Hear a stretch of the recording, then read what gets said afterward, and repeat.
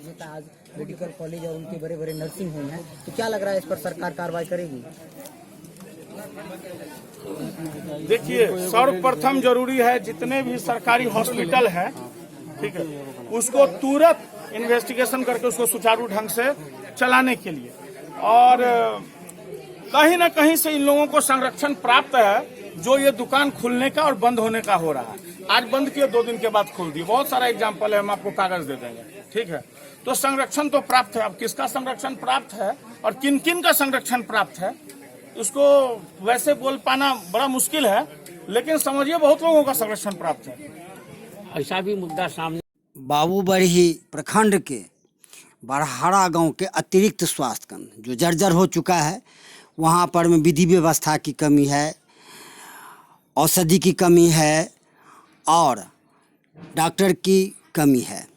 इसको लेकर के आज हमारे बाबूबरही विधानसभा के प्रत्याशी मनोज झा ने अपने विचार प्रेस वार्ता कर अपने विचार व्यक्त किए हैं, और यह जर्जरता जो है, जो सरकारी कमी कमजोरी है, जो भी कुछ दिया जाता है वह इस अतिरिक्त स्वास्थ्य केंद्र पर में उपलब्ध नहीं होता है।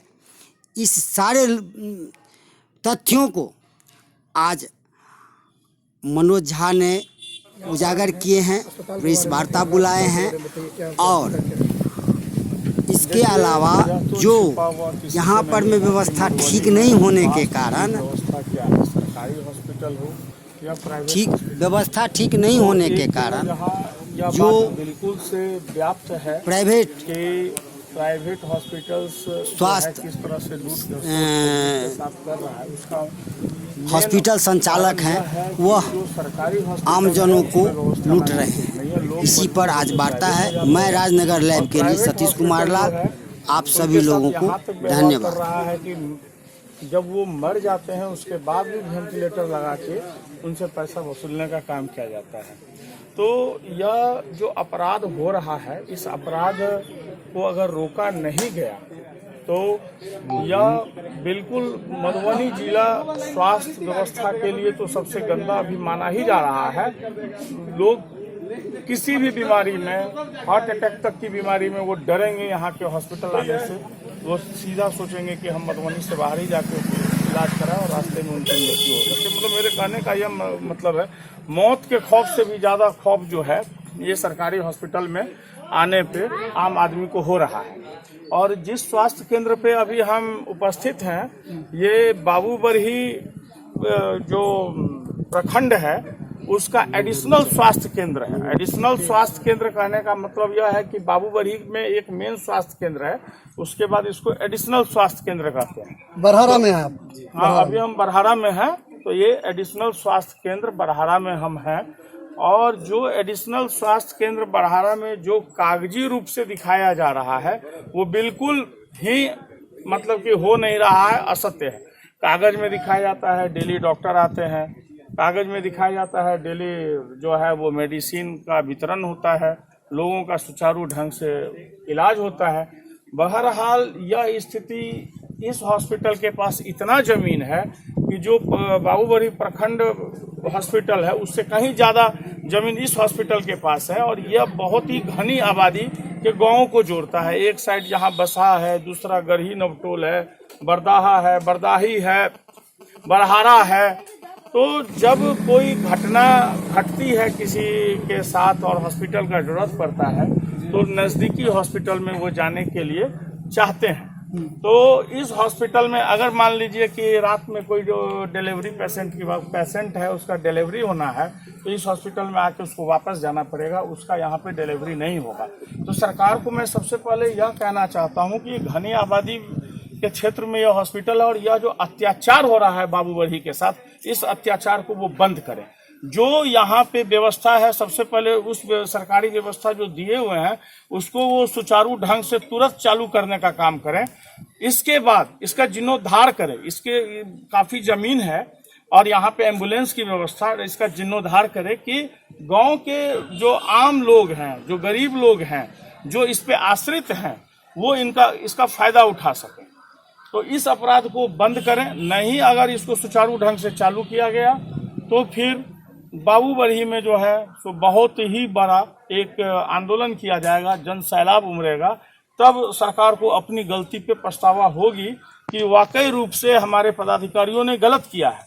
हमने बहुतों बार राष्ट्रपति महोदय जी को पत्र लिखा, स्वास्थ्य मंत्री महोदय को पत्र लिखा, एसीएस हेल्थ को पत्र लिखा और इंक्वायरीज वगैरह हुई है।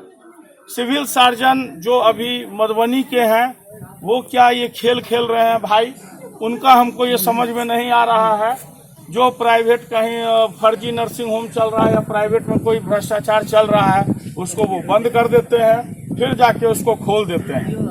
मतलब वो सेकेंड सरकार हो गए हैं, सरकार का वो मिसयूज कर रहे हैं। अरे उनको चाहिए कि अपने मधुबनी जिला में, मधुबनी जिला के अंतर्गत ये बाबूबरही आता है, उनको चाहिए कि वो खुद से विजिट करें और खुद से विजिट करके देखें कि सरकार के द्वारा जो मुहैया कराई जा रही है वो मिल रहा है कि नहीं मिल रहा है। इसके उपरांत वो क्या करते हैं, बंद कर दिया, खोल दिया, बंद और खोल का काम कर रहे हैं ये सिविल सर्जन जो मधुबनी है। दूसरी बात हम यह कहना चाहेंगे, ये कुछ फर्जी नर्सिंग होम वगैरह सब खोल के बड़ा बड़ा प्रचार करता है, बड़ा बड़ा बोर्डिंग का बोर्ड लगा के काम कर रहा है। ये सब जो फर्जी कर रहा है इसको तुरंत बंद किया जाए, इंक्वायरी किया जाए। सिविल सर्जन को इंक्वायरी करना चाहिए, इंक्वायरी करके इसको बंद करना चाहिए।